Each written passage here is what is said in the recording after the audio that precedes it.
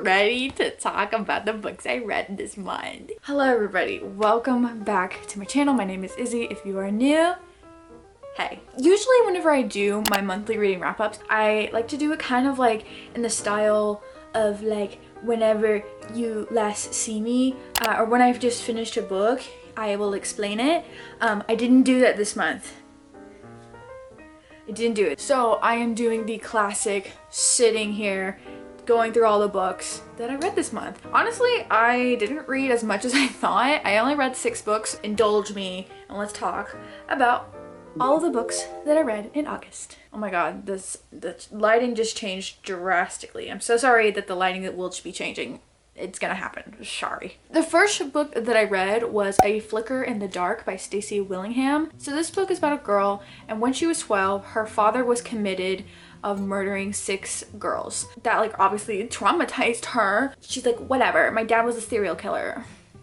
Big deal. Now in the present, there are a lot of murders happening to teenage girls that are acting very similar to how her father had murdered his victims back in the day. So she's getting a lot of like childhood trauma, you know? There is basically a copycat serial killer on the loose. So she's trying to figure out who it is and also trying to figure out how to save these girls and all of that, okay? So this book was so good. I really enjoyed it. I like the flashback scenes because we got to see like what had happened during that time of like finding out that her dad was the serial killer and like trying to get all these clues together, and like it was, and also just the trauma of it all, of like having your dad be committed as a serial killer and like what that does to your reputation in the town. And then we get the present day where it's like her still dealing with this aftermath and having like trauma and like relationship issues and like building past that point. But I thought the ending was so good. Although I do kind of see, like looking back, it did kind of seem kind of obvious. You always feel so dumb after reading a mystery book, I swear to God. Unless you just guess it and you're just smarty pants. I am not smarty pants. But I did think this was a very well thought out book. But there are parts in this story where it's a little monotonous and a little boring and nothing's really happening. And I understand you need to have like filler chapters sometimes, but I was just kind of bored in some scenes. But I still really enjoyed it. I still thought it was really good. I gave this book 3.5 stars. The second book I read was Never Lie by Frida McFadden. This is about a couple who has gone down to see this house up for sale. The house that's up for sale used to be owned by this really famous psychologist. Well, they are going down to go view this house, but the thing is it is snowing super hard and they cannot leave. They can't leave. They're stuck in this house. And it's like kind of like the main girl's like a little like suspicious about being there. It feels kind of haunted. It feels like somebody's like living in the house too. But one day our main girl happens upon the office, and in this office is a secret room full of tape recordings that the psychiatrist, or it's like the psychologist, used to record her patient sessions. I was like, what's the word? She just discovers some really crazy. I kind of came in with pretty high hopes because this premise sounds so good. And let me just say, this book was so good. It got me so good. I was literally on edge the whole time. And like, you know, like I said, you always get thrown this thing and you're like, that's probably not true. But then you're like, I think it is. And you just keep getting thrown off. This book threw me everywhere. She threw me here, she threw me there.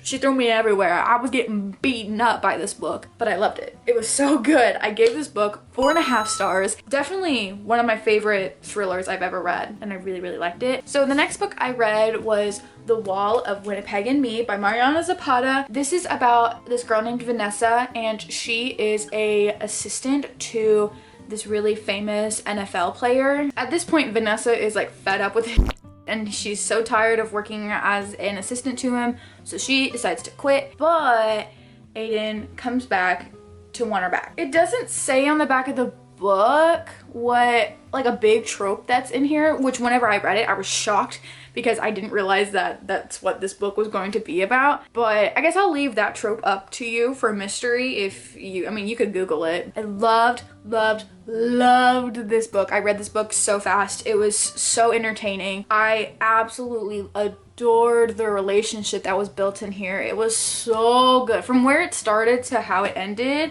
loved it.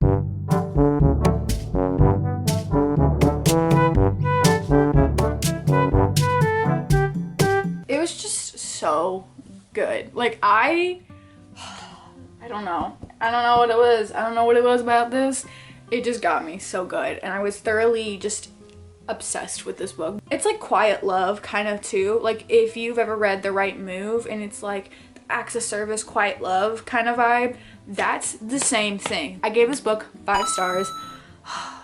So far, Mariana Zapata has not done me dirty, ever. She's slowly becoming one of my new favorite authors, but I loved this book so much. The next book I read was Divine Rivals by Rebecca Ross. This book has been like popping off recently, and I kind of just picked it up on a whim. I just was like, okay, I'll read it. It's basically, in this world, there is a war happening between gods, and the main character decides to be a war correspondent for a newspaper. So she goes down and like sees the war efforts that are happening. While this is happening, she is having these magic letters appear to her, and she can like write them back, and then it's having in correspondence with her rival from her previous job.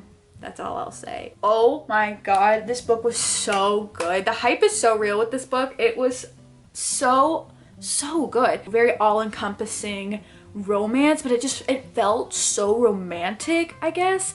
Like you read romance and it's like, oh, it's just the smut and like whatever, it's like cute whatever, or like hot or whatever. This just felt so romantic. Like this is like a book where it's like romance. Like the romance was romancing. A lot of things are also happening in this book, but it was just so good. I gave this book 4 stars. The next book I read was The Soulmate Equation by Christina Lauren. This book is about Jess. She's a single mom and she just like has really no time for romance. She's got to take care of her kids. She's got her job. Like she's like good, you know? One day she sees this guy. This guy has been popping up everywhere around her coffee shop, and she just thinks he's just so rude and moody and bleh, whatever. And this asshole has a new startup company that is basically taking your DNA and matching other people with compatible DNA to use for dating. I hope that made sense. On a whim, she decides to do the DNA dating thing. She has a 98% match with the founder of the dating website. So yeah, that's it. Nothing really stood out though for me. I liked this couple, but like the story as a whole was just not my favorite, but I did like it. It was good. It's just a cute little like romance, whatever. Nothing like super crazy, but also like I definitely could forget about this book. But I did like it. I gave this book 3.5 stars. And the last book I have for you is This Woven Kingdom by Tahereh Mafi. I don't have the dust jacket on because I literally just finished this book and I need to talk about it. How do I explain this book? This book's kind of hard to explain. There are 2 types of people in this like kingdom world, the jinn and the clay. And clay are like human beings, and like the jinn are like kind of humans but like not really, and they're kind of like the older society, but clay kind of have taken over and kind of like not decimated them, but like basically kind of made them like more like lower class and like made them like servant-esque. So our main girl is like the princess or the queen of the jinn society, but she is in hiding because there is someone trying to like find her out and kill her basically. And our other main character is Cameron. He is the prince of his kingdom or whatever. That's really the main thing. Honestly, not a lot of things happen in this book. Eliza is trying to like stay hidden as a servant so no one finds her out, and that's like the majority of the book. Like she really doesn't do much. And then our prince is supposedly going to have this ball eventually. The thing is, this ball is being mentioned so many times. It takes up like this much of the book. I was not the biggest fan of this. I enjoyed the writing because I love Tahereh Mafi. She wrote the Shatter Me series. I loved the writing of this book, but nothing happened in this book until like the very end of it. It's like almost a 500-page book, and like that's it. I was a little disappointed by this book. In the end, I gave this book 3 stars. I don't think it's the worst book ever, obviously. I'm saying it in a sense that I didn't like it. I did like the writing, and what I read I did enjoy, but it's just like I felt like I was just reading the same thing over and over and over. Nothing was happening or transpiring in any way until the very end of the book. And at that point, I just was done. Whenever I feel done with a book, I think that's the part where it's like, okay, you gotta make your point, sweetie. She just kept going on her little rants and she didn't make any points until the very end of her argument. And I was like, okay. And I was just like checked out by then, okay? It was all right. I will not be continuing the series, but I read it. Those are all of the books that I read in August. I didn't read as much as I thought, but I definitely talked about a lot. Thank you so much for watching this video, and I will see you all